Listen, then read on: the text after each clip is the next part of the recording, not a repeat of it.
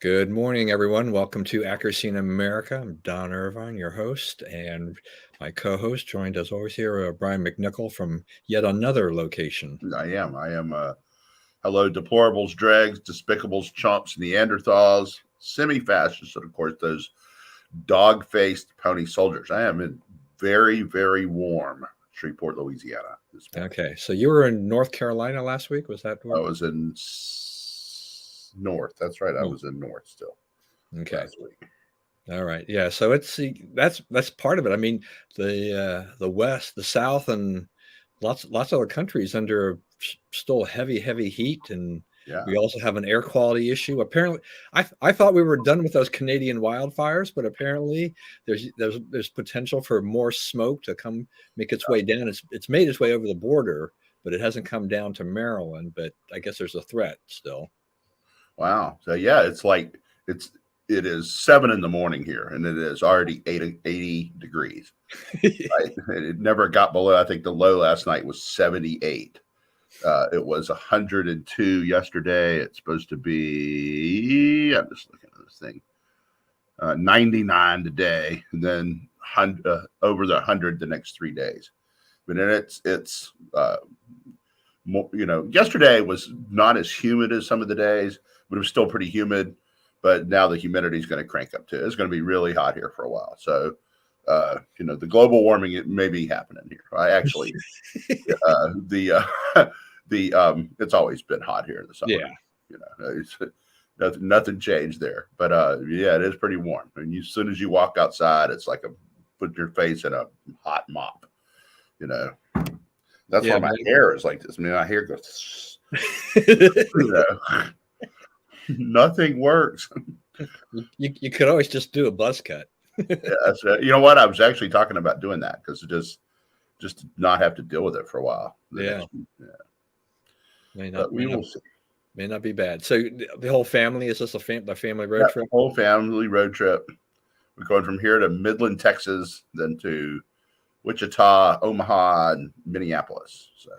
And the family can congratulate MK for her graduation and all this. Yep, she has graduated. She has got her college plan set. She's supposed to meet with her advisor when she gets back and get her schedule lined up and all that. So it's pretty exciting. Yeah, I don't know. So you're maybe how many years away? 5, 7, 8 years away from being grandpa? Could be. We went to a Christmas party a couple of years ago, and there was a state senator there from Virginia named Dick Black.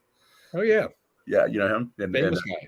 Yeah, and he told her to have 10 kids.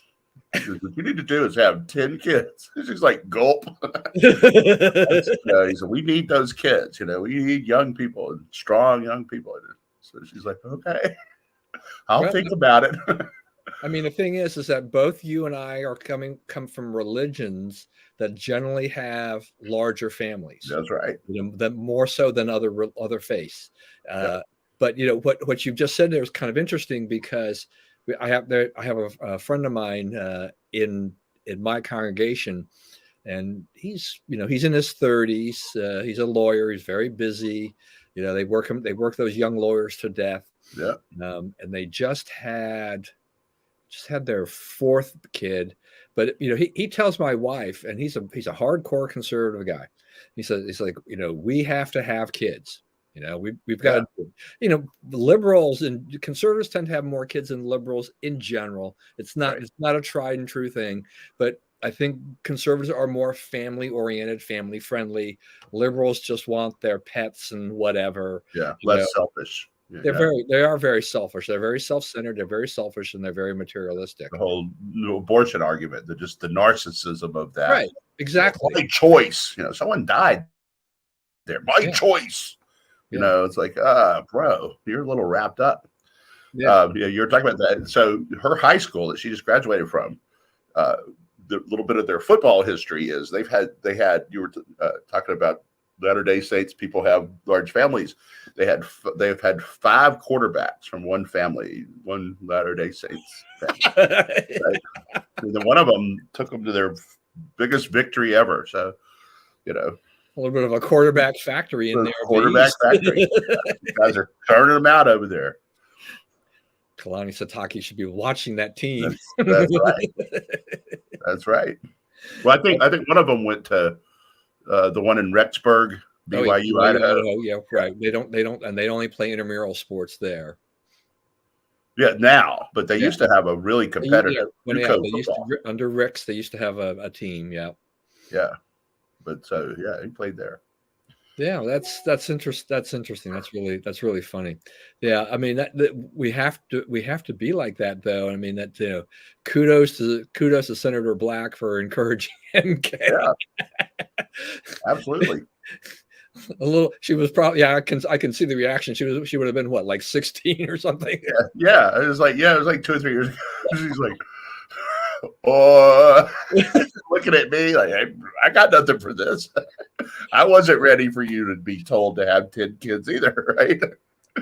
It's funny though. It's funny. I mean, kids are all, the things are different. Kids are all different. We've got a girl who's the daughter of our current bishop, and I don't know. I think ever since she's been like 14, she was like, she wanted to get married when she was like 18 or whatever and have kids, stuff like that. And, her mother's kind of like, ah. Yeah. Whoa, Now, it'll happen. Latter-day Saint families, I mean, it can happen. I mean, there are a lot of 18, 19-year-olds getting married, and, and a lot of most, a good portion of them succeed if they were built on a strong foundation. Right. But I every time I see her in church, I just keep thinking, it's like, okay, so she's what? She's like 17. Maybe she'd be singing. I don't really know her exact age anymore, but I'm like, let's see what happens here in the next year or so. She's ready to dive in. Is she going full bore on that? I don't know what's going on, but it'll be kind of interesting to see. Yeah. Well, I mean, so the weather, I meant to put this down here because I kind of I forget about it. It's Tuesday's July 4th. This is kind of hot, typical weather for, especially when you're heading up to July 4th. We've been, obviously, you being from the DMV, our weather here has been unsummer-like for the most part. Oh yeah. The last few days after we had all that rain last week, it heated up well enough. I mean, it didn't get to like 95 or anything like that, but the humidity that we're famous for returned. And yeah, I cut my grass yesterday. I'm like, okay, it's been 3 weeks. It didn't grow as much as I thought it had, but boy, it didn't take long before I was soaked. I was just sopping wet. Yeah. It's one of the things is that there was actually a story in the Washington Post before I left saying that grass is growing more slowly this year because of it's been very cool. In fact, we've had a cool last summer, a cool fall, and a really cool spring. We had a mild winter, and that was the only one. Other than that, it's really been much below normal up there. And because, I think we know that, weather, I mean, they're just cycles. I mean, things are going to happen, and we've had some unusual, good weather. I mean, things I'm not really complaining about. Cool weather up to June is great, and mild winter, I'm all for that, and all that kind of stuff. But I am waiting for that other shoe to drop or the hammer to come down on us. Could we face a severe winter this year? It's possible, right? I mean, right. And then, what my understanding of it was protecting us from bad winters is the La Nina that was in place for like 4 or 5 straight years. And at the end of last winter, it just left town. And now it's being replaced by El Nino. And so first of all, the replacement process causes some chaos. And second of all, if there's an El Nino in place, fully in place by next winter, it probably will mean a more severe winter for us. Yeah, I keep looking at the snowblower my son gave me for last year that has never left the box, and I'm like, oh, I might have to break it out, but I'm going to keep it in that box as long as possible. Yeah, I hear you. Crossing my fingers on that, hoping for the best. All right, we can move on to some other news as we get along here. So a little bit of the pot stirred a little bit here in the Russia-Ukraine situation. Yeah, they did. So the Wagner Group. This was the guy who he recruited a bunch of prisoners, basically, and other thugs of various descriptions to be a complementary force to the Russian army. And the not only was, Putin paying all of their expenses, he was also I guess this guy has a food catering business. Right. Yeah. Wow. Yeah, and so he was a big vendor to the government, right? So he was on two levels, and he was selling them an army, and he was selling them, this thing. So what's happened is the Russian military has bogged down in Ukraine. The progress that's getting made for Russia was being made by these guys. So they finally decided, there's really no reason for us to kowtow to them, because we're the ones doing the fighting. We're the capable fighters, and so they played their hand, and they overplayed it a little bit, and so they have worked out a deal. But I think if you look at the structure of this deal, he's they allow the guy. There's no charges. No one will be charged in any of this, and the head of the Wagner Group is defected to, or whatever, to Belarus. Right, he's in Minsk, so he's not. They're supposedly not going to bother him. Now I wouldn't go have dinner with him or anything anytime soon, because his diet might be a little spicy, if you know what I mean. The Russians have done that before, but he does. He, for now at least, he's allowed to exist. There'll be no trial. There'll be no problems for him, according to what the Russians are saying now. Yeah, I mean, this was curious. I mean, he made some derogatory remarks, and he has been very critical, as is Prigozhin, has been of the Russian military command, right. And he continued to pile on there, and he was getting fed up with that, and I guess Russia, what Putin had tried to do is, which really kind of was the final straw there for him, was that trying to incorporate the Wagner Group's troops into the Russian military as kind of this one thing, instead of letting Wagner be the separate entity. And he's like, no, and so he goes. The thing is that if you're going to go and you're going to go into Russia, and you're going to challenge the troops, and you're going to fight the Russian hierarchy, in essence, well, finish the job or whatever. I mean, right. Because you're talking about watch out what you eat and all this kind of stuff. There is a huge target on this guy's back. I mean, right, and it'll stay there. It'll stay there for a long time. Yeah, I mean, Prigozhin. I mean, now, I mean, it doesn't matter where he is in the world. He better be looking over his shoulder here, because Putin's got has got his target on him right now, and I don't know how long Prigozhin is long for this world with that kind of a thing, but we never know. I don't know. It's like some leverage was applied on this that we don't understand. Right. There's something they got this guy to quit, and they got Putin to agree to just let him quit and go away. Right. Those are terms that, he would not have been offered at every stage of this deal. But, they got to a point where like, oh, this is the right way to handle this. So, there's something behind the back but there's something behind the scenes that we don't know about this. Yeah. So it's interesting. I mean, I guess, they did kill some Russian troops though in this initially too, right?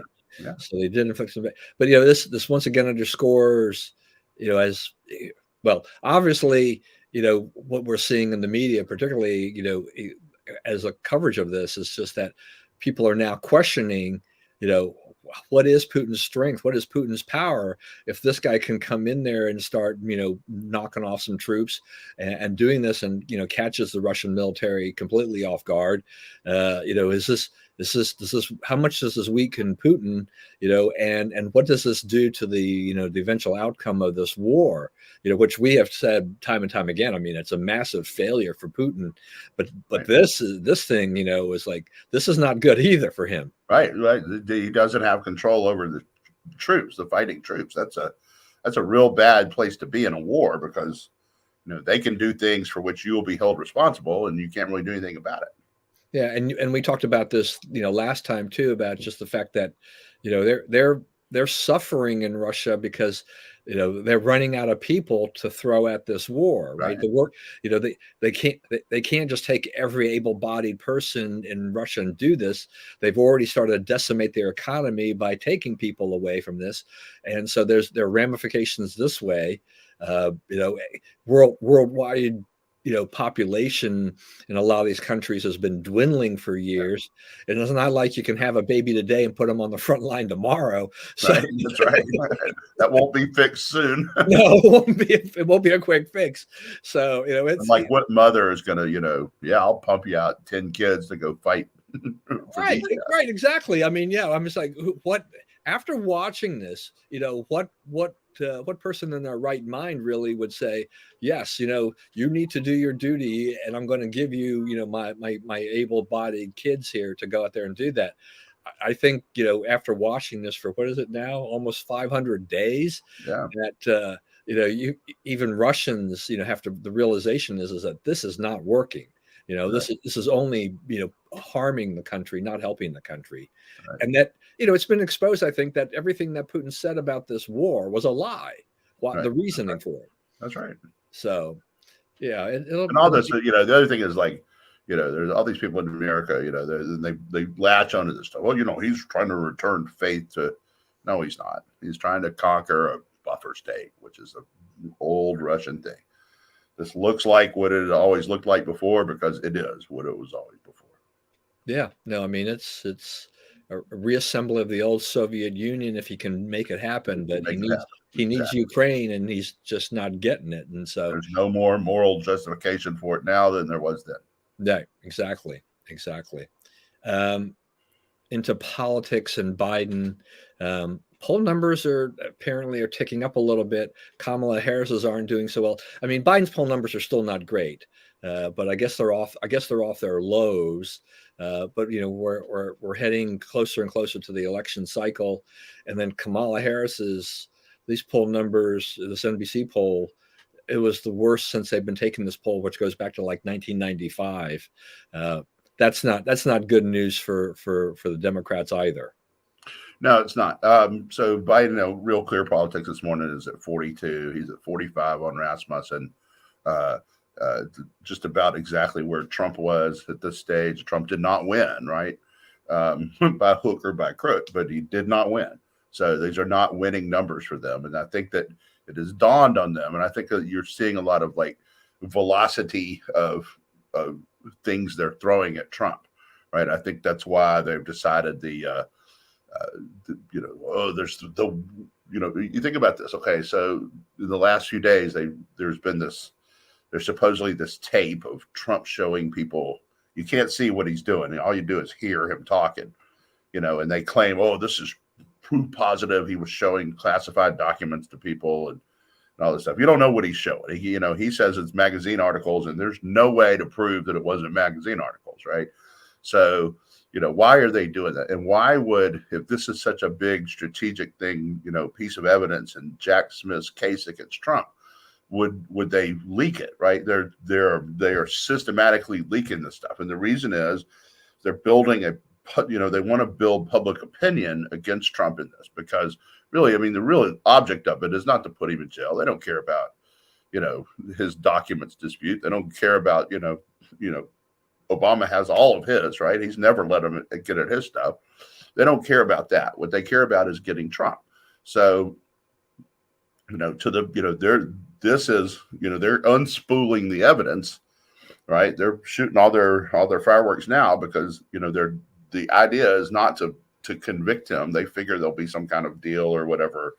I don't think that they, nothing but the most fevered pitch leftists think he's actually going to go to jail for this. But the idea is to get him, to knock him out of the race, to make him politically invaluable, and is backfired, right? So far, when these indictments are announced, when the E. Jean Carroll verdict was announced, when the Alvin Bragg indictment was announced, his poll numbers ticked up, right? Because people, even, Republicans who are not for him are, can see that it's an attack. They can see that it's, it's using the power of the government to try to take out a political opponent. Yeah, I mean, like I've said before, I'm not this big, super Trump fan or anything like that, and I'm going to face a lot of difficulty if he is the nominee.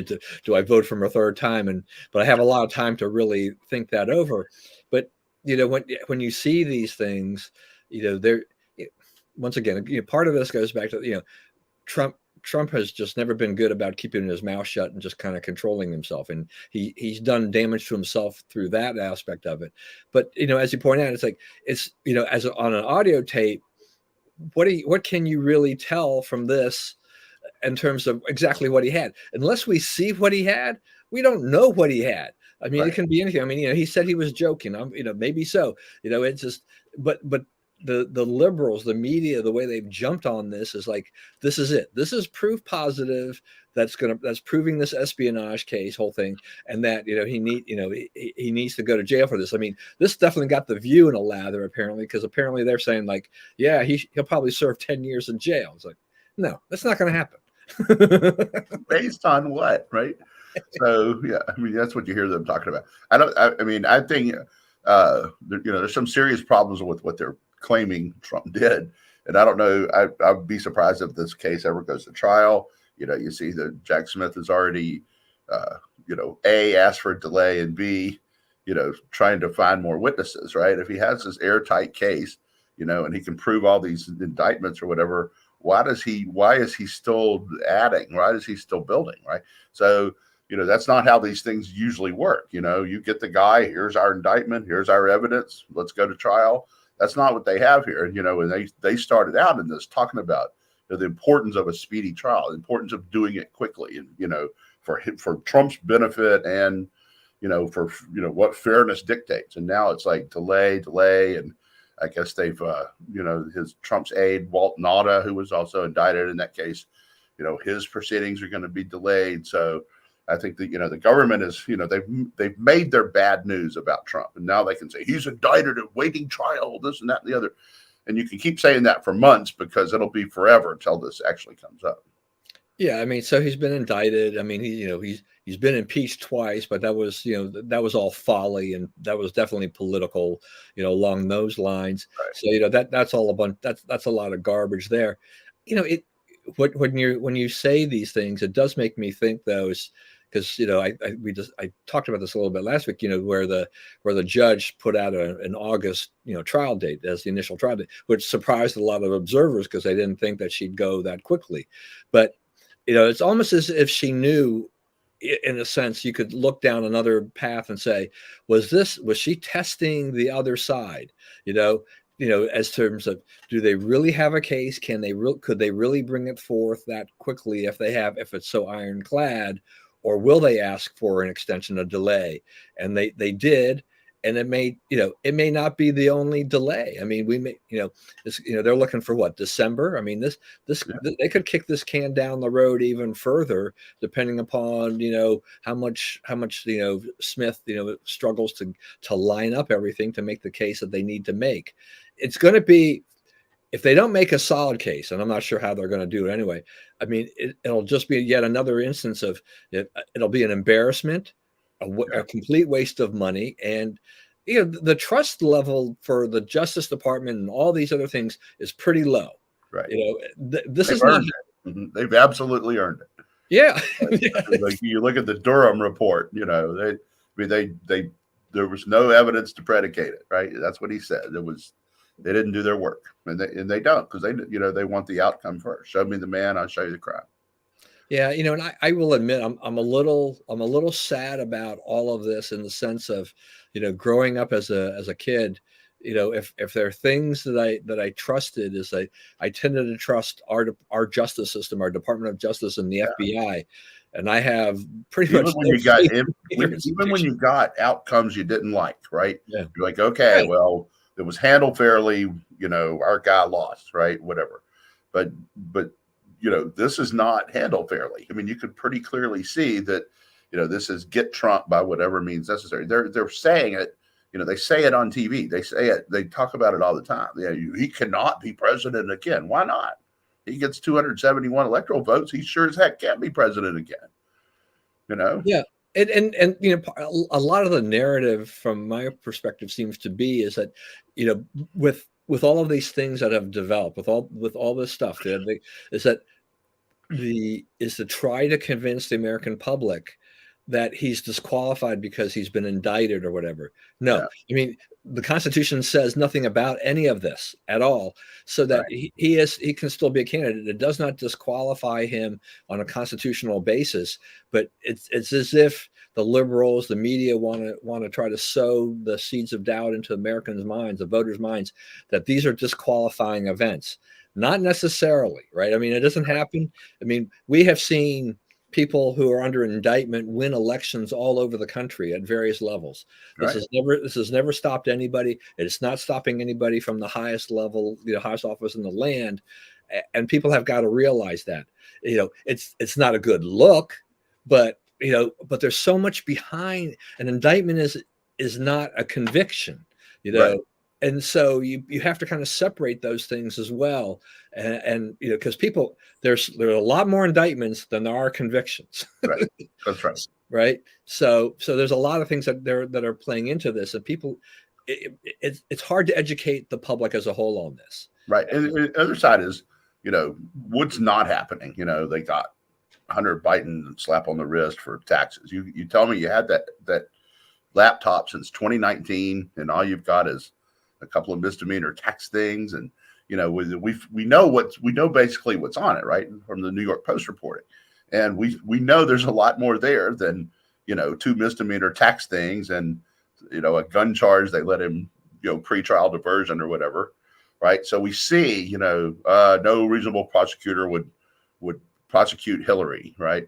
Hunter Biden slap on the wrist. Nothing to see here on Biden taking huge bribes from China, right? One of the things that is running. Secretary of State went to China and told them that we don't recognize Taiwan's right to independence, right? Just straight up said it, right? Why would he say that? Because they make more money from the Chinese than they do from us, right? They're serving their highest bidder, their best paid customer, at the expense of their lower paid customer who elected them, right? So there's a they got, and all this, nothing happens on this, right? It's not just that everything they can think of to throw at Trump. It's that all of their stuff is excused and talked away, whatever, right? It's both sides of this. It's like it doesn't happen on one side, it happens repeatedly on the other. Yeah, and and with Hunter Biden, I mean, with this, the way they charged him on, the diversion on the gun charge, these they didn't charge him with any felonies on the tax evasion and all this kind of stuff. It is a slap on the wrist. I mean, I think there are some liberals that are like, wait a minute, this doesn't make any sense to them either. But once again, look at our Justice Department. It's like, what exactly is going on here? Because there was a lot more to this than what we wound up with. It gives the liberals a chance to try to push this to the background as Biden runs for re-election, and everything like this. But and try to push it out of that front page consciousness. But it's something that it needs to be looked into. I mean, I'm not a conspiracy theorist or anything like that. I'm glad the Republicans are going to keep trying to fight away at this and punch away, because I think there's just a lot there. I mean, Hunter Biden has got a lot of issues, Yeah, that involve his dad. Now there's this taped phone call of him saying, "I'm sitting here with my dad, and you're going to need to get that check taken care of tonight, or he's going to be really disappointed." Right. And he was, that call was made from a place where his dad was. So, again, it's not ironclad. What somebody says on the phone could be a lie. His dad could know nothing about it. Right. But, there's so many of these things happening that, it's hard for them to argue anymore. Now that Daily Caller is reporting that there are 6 witnesses now saying the federal prosecutor lacks the authority to prosecute the first son, right? In other words, there's 6 more whistleblowers saying he doesn't have special counsel status. He can't go after stuff. They've tied the prosecutor's hands, right? That's starting to come out. They can't stop that, right? It's coming out all over the place. So, that's one thing they have to deal with. The other thing they have to deal with is this is, their scandals are going to unfurl over the next year or so, right? You're not be able to keep this stuff out of the news forever, and, when it hits them is going to be when things are worse. Also, yeah, go ahead. No, I was going to say, what about this IRS whistleblower on this too, and the WhatsApp message? I mean, the interesting thing about the whistleblower is it turns out that he's being represented by someone I know, I personally know. Oh, really?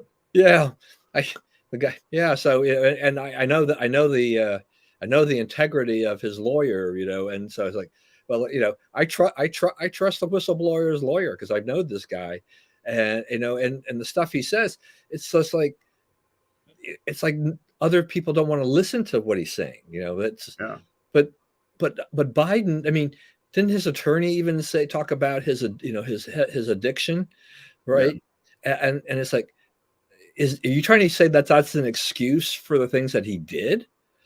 Right.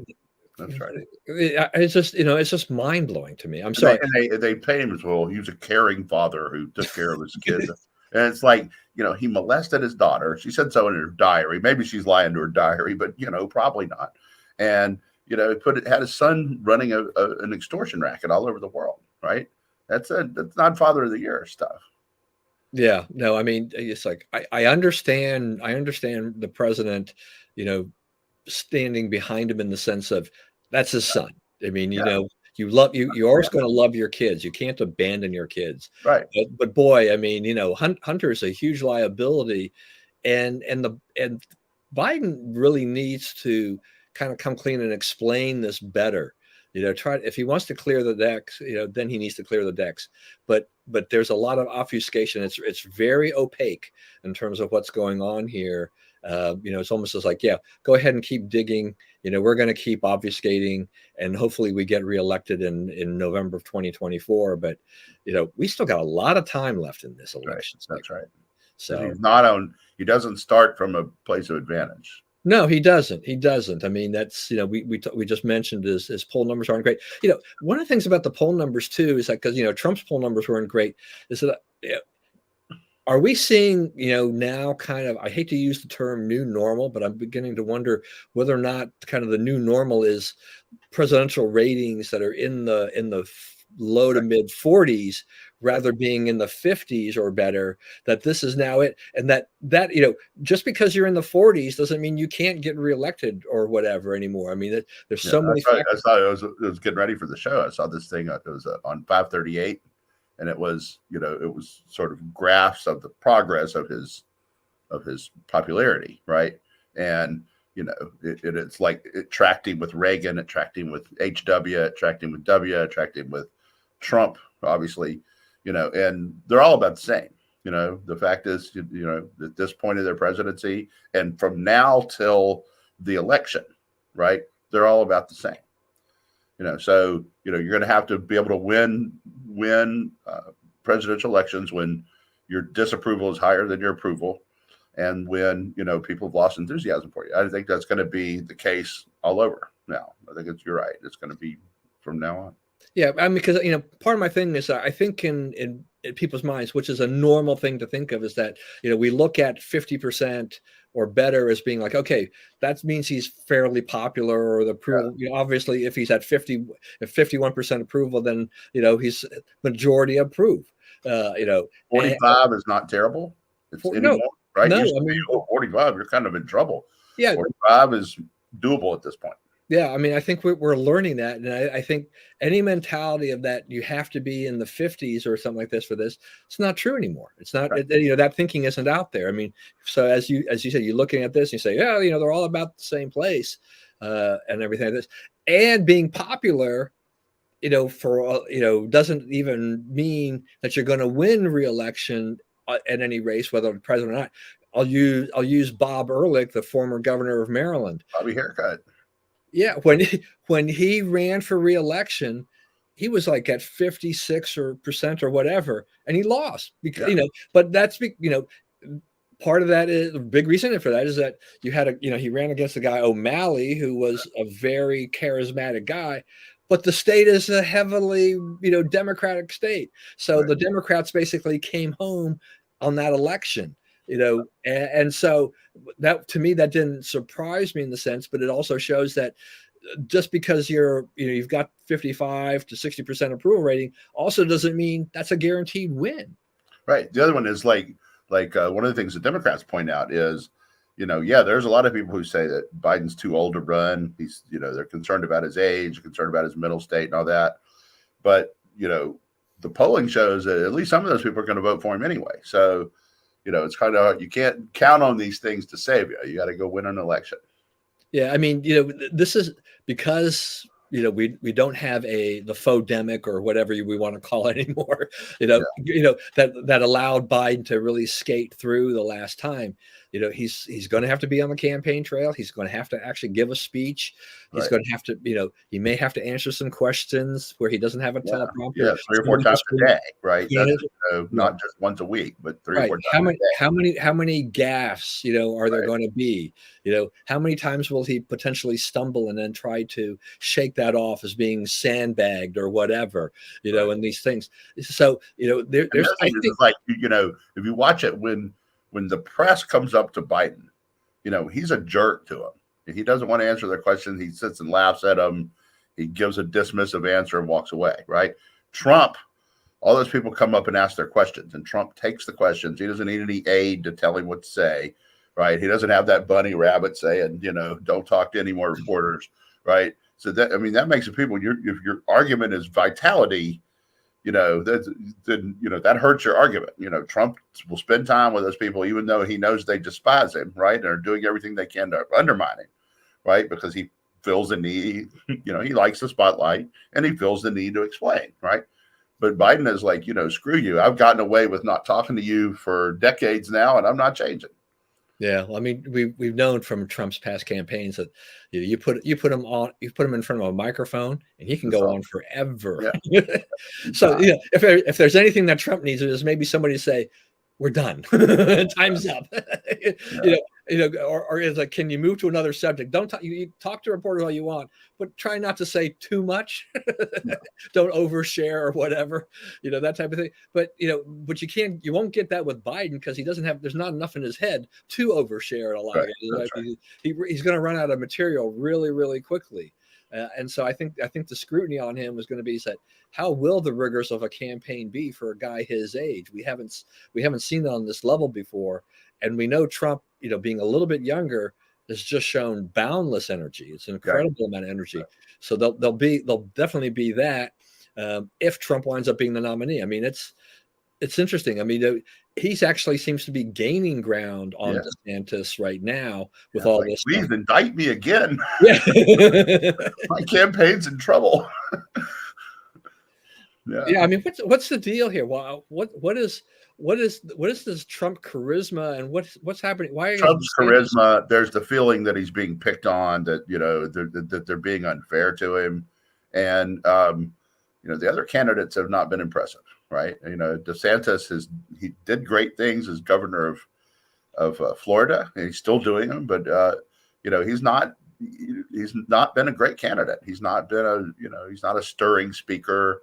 He's not really great. He's kind of forced, and in crowds, his sort of thing is sort of forced, and it's not easy. Trump, was one of the things I watched this morning. I was getting ready is, Trump gets off a plane and like 25 cops come up and shake hands. Right? They're just all in a line. They just go through, and Trump, he doesn't just shake their hands.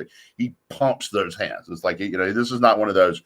How fast can I get rid of these jerks? Right? He's like, yeah, thank you, And so those guys, that's 25 guys that everyone they know is going to be told to vote for Trump, right? 25 cops who people rely on for that kind of information.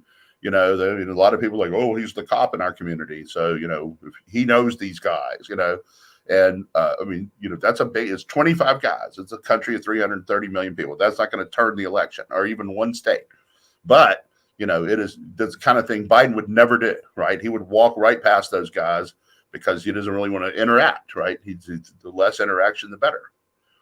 You get into that protect mode, and you start, you protect against things you don't really need to protect against. And so you end up looking aloof and unable to deal. And then when you have to deal, when you're in the crowd and you can't avoid it, you're not practiced at it. You're not comfortable with it. Yeah. I mean, when Trump's ability, what he can do, speaking to people and crowds and whatever, it does make the Republican field. I mean, it's harder. I don't think that DeSantis, I think I agree with you. I don't think he's a stirring speaker. I mean, I think I love Mike Pence, but he's not going to, Mike Pence isn't really going to be tough enough or mean enough. What he needs to do, I think, on the campaign trail. He's a smart guy and I love him to death, but I don't know going toe to toe with Trump. I think, I mean, if you're talking about somebody who can go toe to toe with Trump, at least trade barbs, Chris Christie's already throwing them out there. He's throwing the bombs out there already. But who cares? But what traction will he get? And the problem for this is that you've got anti-Trumpers like Will Hurd jumps in. There's like, you don't need a bunch of anti-Trumpers to jump in. He's like, just have the one guy who can get all the anti-Trump people in the party, whatever. And then, they coalesce around the one guy. Maybe that's the Chris Christie who's got better name recognition rather than having these other people in the race. I think the other person that may be able to hold against Trump, on a speaking level might be Tim Scott. I don't see Nikki. He doesn't want to attack Trump. That's not. Yeah, right. I mean, that's the question. I don't think Nikki Haley's going to be tough enough to do that. At least at this initial stage. I mean, maybe they get consultants that'll get them to do that more. But I'm also kind of curious about, when we get down to this debate, which takes place in a month and a half or less over something, it's in August, right? So, I mean, they're supposed to sign a pledge that they'll support whoever the nominee is, and I guess Trump is not really willing to do this, and maybe someone else isn't willing to do this as well. But does Trump get hurt by not participating in this debate if be all end all, or because he's so Trump's not there, they're wasting their time having the debate. Yeah, I think so. It doesn't. You don't need to bind those guys to that. Yeah. You don't have any right to bind to it. Ask them the question. If they say, maybe, maybe not, you have your answer, and if you can make them sign some piece of paper, your answer was still what they first said, right? They're I mean, a Republican debate without Trump is just not a debate. Ain't a debate. Yeah. It's just a waste of time, for that. I mean, maybe at best what it does is it sifts out some of the lower candidates, and things like that, kind of gives a separation between the next group right behind Trump and the group that's really trailing, that's going to be lucky to get 2% at any poll, that type of thing. But beyond that, I don't know. You've got to have Trump in there to see Trump, and because I would be very curious as to Trump facing off against these other guys as they talk about these issues and see what happens and see what the reaction is to that. But without Trump, I don't know. I mean, it's like I don't know what I would learn from that. Right. That's right. So, I guess the deputy press secretary also following Karine Jean-Pierre's footsteps on Bidenomics. It's very popular. People love it. It was like, people are like, what are you talking about? Okay. The quotes that interested me in that story are, because, we both worked at these organizations, and when they talk about something in the way they talked about this, they're like, this is the word of the day, the word of the month, word of the week, word of the year, word of the, this is our word, this is our approach. Okay. So you're going to get a campaign to promote this idea that Bidenomics has somehow been good for America. The headwinds are not good on it, right? The, inflation is still about 3.5 times what it was when Biden took office.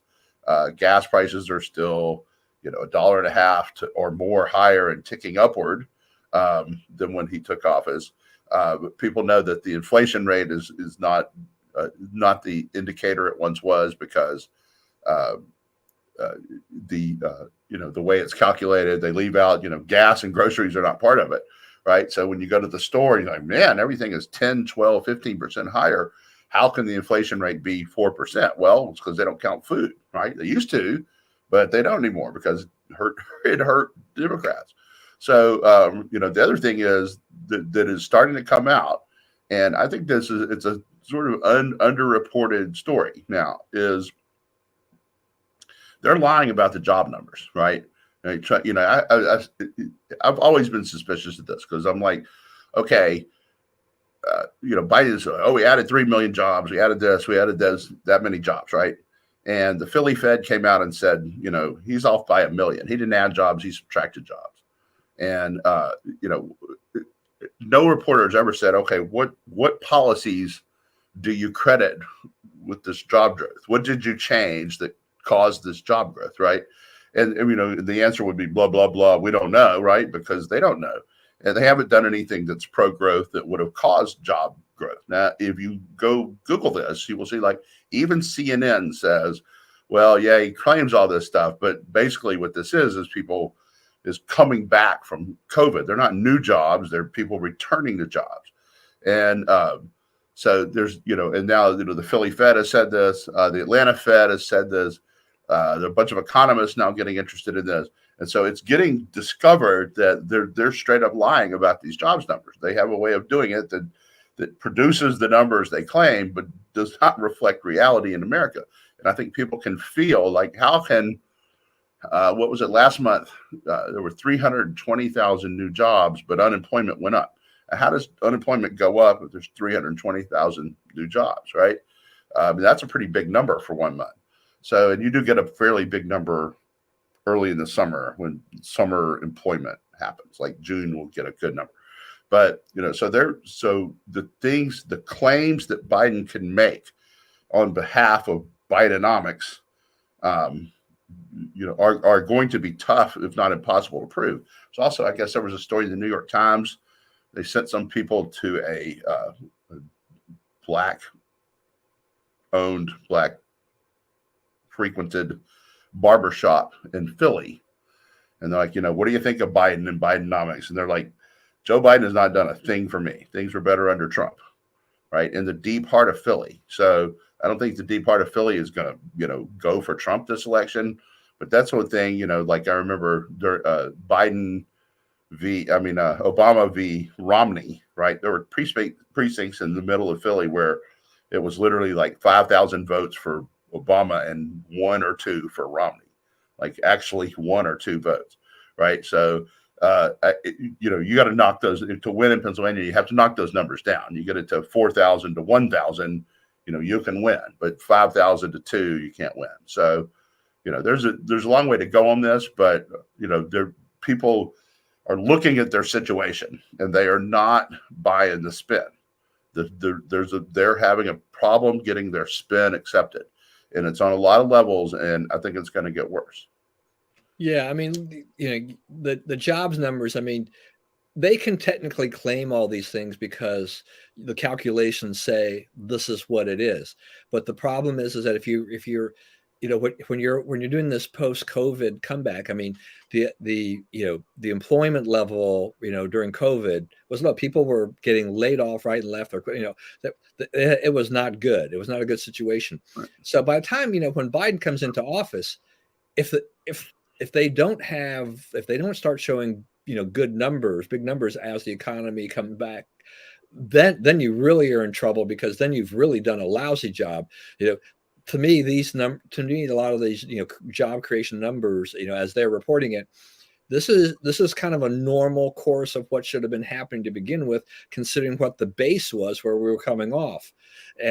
Unemployment figures are always a little bit tricky, because that number, that 3.1%, 3.5%, 4 point whatever, at any given time, is based on what the Labor Department estimates is the total job pool.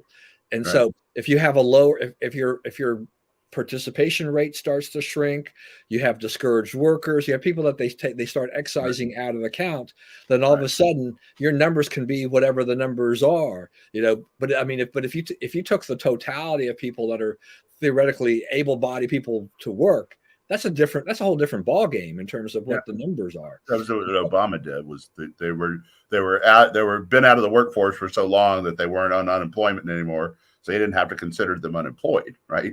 Right. So I mean, it is what it is. Right. But I mean, and this is, I mean, just like you say with inflation too. I mean, this is the problem with these metrics that we use. I mean, we've been using them for a long time, yeah. but they are very fallible. I mean, there's a lot of what's happening is we've changed the metric. So the unemployment stat was derived from what they call the household survey. It has a much longer name, but that's the short title, where they go in and they ask you, what is your economic life like on a lot of levels, and it's like, do you have a job? And then it's sort of conditioned, what do you call it, squelched with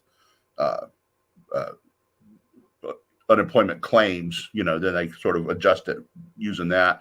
But what the Biden administration does is they go for businesses that opened, and they assume that every business that opened hired more than 4 employees. So that's how, if you get apply for a business license, just you, right? Then they say, okay, that's you plus 4 employees who got to work. So that's how they get their numbers, right? And so they don't know that you hired 4 employees, and most businesses, they don't start out hiring 4 employees, right? You try to do it yourself, and then you're like, okay, I got enough money, and I'm driving myself crazy, and so I'm going to get somebody else. It can be years before business gets up to 4 employees, right? But they're assuming that the moment you start, the first thing you do is walk out and hire 4 employees. So, that people can tell, they can see that, we're hearing much more about layoffs, right? At all phases, Amazon's laying off people, the movie companies, really Disney, massive layoffs, right? How can all these people be doing layoffs and, the job market's getting stronger, right? It just doesn't add up. So you don't hear about a lot of major expansions. You don't hear about a lot of things that would generate job growth. You certainly haven't seen any pro-growth job policies from the government, right?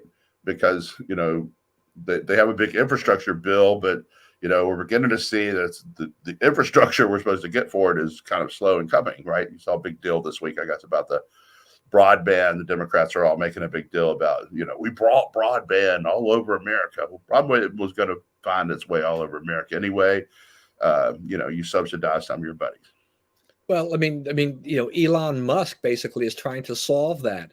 It's not inexpensive. I mean, the Democrats want to bring it to everybody and try to subsidize and get it to them for cheap. But Elon Musk is trying to plug a hole in some of this broadband issue by launching these Starlink satellites. Yeah. And that, I mean, the government can't pay for everything. You just and shouldn't, right? That's not the best way to get it. I mean, I think we had they're loaning Ford, what is it, $9 billion or something like that for the battery plant or whatever. It's like, why? Here, this is once again, the whole thing back to our renewable energy, our EVs is like, you've got to give them money to put together this plant and build, to make the batteries. That's not the way it's supposed to be. Yeah, all of this is dependent on them giving money, right? And so they're picking winners and losers, and their record on that is not good. Yeah, absolutely. Just a quick thing here, just on Suarez, who had joined the race on the Hugh Hewitt. I mean, what's a Uyghur? Yeah. I mean, he's blaming it on the pronunciation of how Hugh Hewitt said it, but I listened to that and like, that's how I thought most people pronounced it. So I'm a little like, what's going on?